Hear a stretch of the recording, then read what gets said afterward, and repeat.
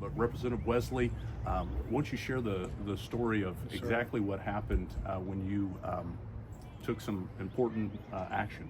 Yes, sir. So we were just going back over to the Capitol to vote. Our break was over. We was on recess. And as I was going over there was a concerned woman and some mothers and some children over to the side. And they was waiting to get in the women's bathroom. And somebody spoke up and said, hey, there's a man in there.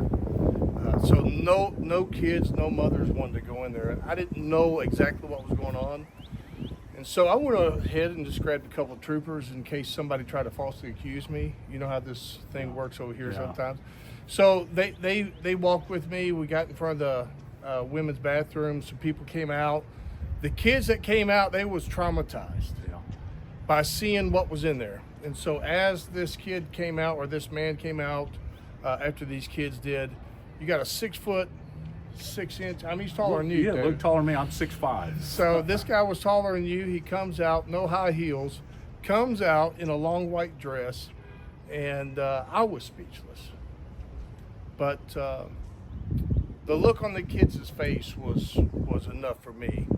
And so I confronted him. I said, you're in a woman's bathroom. And so immediately I said, you will not go in the women's bathroom here while we're here. And he said, I think there was a bill that might have been passed. I said, no, there's never a bill passed to allow you to go in them women's bathrooms. And I said, you are a man in a woman's dress. And I said, you see all these kids behind me? I said, they're waiting for you to get out of there. Yeah. And I said, we're not here to cater to you. And so anyways, his boyfriend comes over, asks if there was a problem. I said, there is a problem. And I said, you could take it away or you could become part of it. And I was kind of fired up because of my kids that was there. And I hate that because it's going all over the nation. Yeah. And we don't believe that here in Kentucky. We want to stand firm on what we believe. And we don't believe that there should be any men, any males in the sports, that's women's sports, or any of their girls' bathrooms or locker rooms. Yeah. Well, we know men can't become women.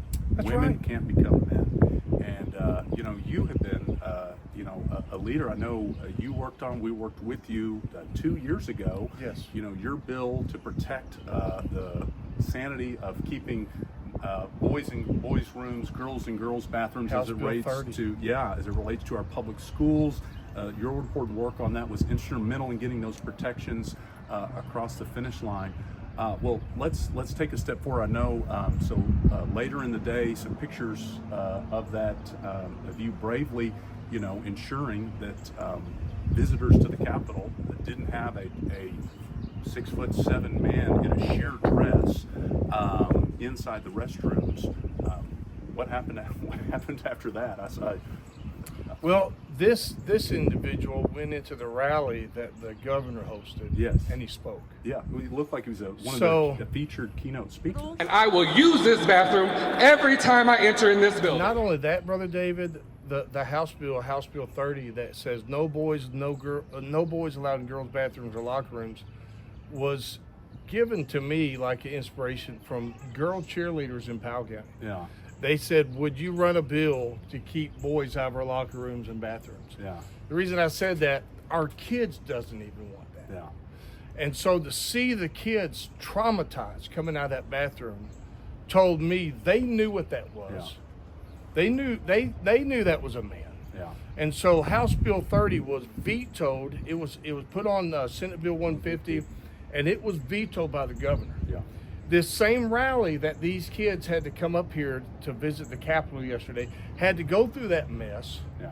And so a lot of people, they're unaware of what we go through up here. Yeah. But we are going to fight for our children. Biblically, in Nehemiah 4, says fight for our children, our wives, and our houses. And that's what we're going to do while we're here. We're filming this on the very last day of the session. Yes, sir. But y'all reconvened yesterday. I mean, I saw countless groups of young kids yesterday, around the Capitol.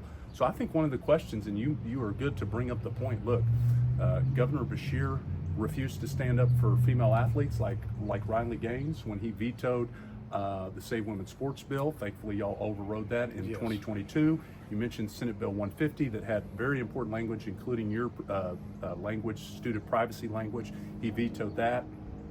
General Assembly overrode. Thankfully, the General Assembly overrode yesterday House Bill 495 as well. But look, it's my understanding, Representative Wesley, that the governor's the one that sets the policies on the Capitol grounds. And I want to know, what is the governor going to do to ensure when women and children and families come visit the Capitol that they don't have to worry about a 6'8" man in a white sheer dress? And you know, if folks have seen the picture, the idea, I mean, it's insulting to women. It's insulting to this state. It is. And so I think a question is what is the governor going to do to ensure the privacy and safety of fellow Kentuckians at the Kentucky Capitol grounds? I think that question needs to be asked. Thank you for being a statesman. That's what we need. And as we said at the beginning of this, the reality is, look, God created us male and female. That's it, male and man. female, He created them. And we need to have our laws and policies in alignment with those foundational truths. So again, thank you. Thank you for sir. taking the time. I know a Yes, busy sir. day, the last day of the session, just to share this story so folks can kind of hear the full context of all that went on.